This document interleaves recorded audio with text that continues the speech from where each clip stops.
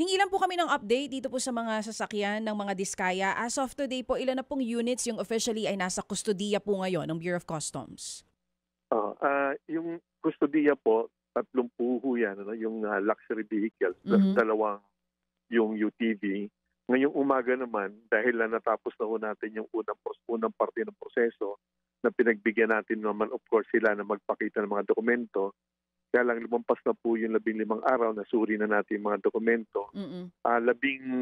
Labing tatlo dyan, pinadala na namin sa Bureau of Customs ngayong madaling araw dahil yan yung nakita namin na talagang dapat issuehan na namin ng warrant of seizure and detention. So nag-issue na po ako ng WSD. At ngayong umaga, nandun na po sa port yung 13 po. Dumula doon sa 30 na mga luxury vehicles po nila. Oo. Puwede po ba naming malaman kung ano-ano pong mga kotse itong, nasa kustodiya niyo na ngayon at ilan po dito yung mga walang import of entry pati certificate of payment? Ito po, i-share po natin. But doon sa 13, ito doon yung walang input entry at walang certificate of payment at 6 naman po yung merong import entry, subalit wala pong certificate of payment.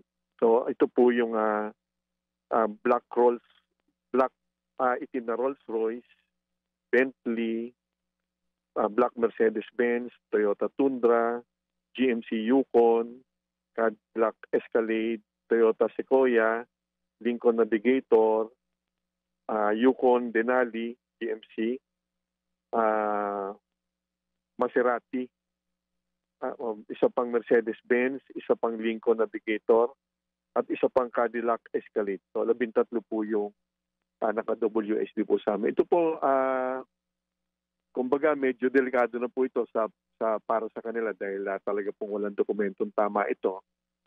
Subalit again, meron naman pong proseso pa rin na maaari pa rin po sila maghabol po ng mga dokumento nila. Subalit sa tingin ko po ito ay medyo delikado na po ito talaga.